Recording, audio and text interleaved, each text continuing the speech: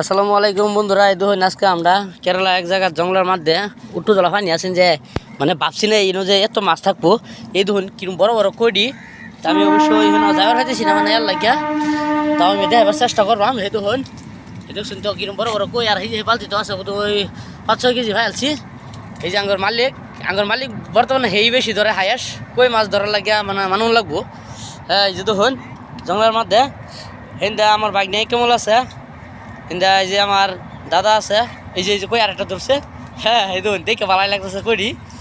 এই যে আমার মিতা অবশ্যই দেখুন, যদি ভালো লাগে ভিডিওটা লাইক শেয়ার কমেন্ট করুন যে। হ্যাঁ আর যদি এই খেয়াল লাগতো না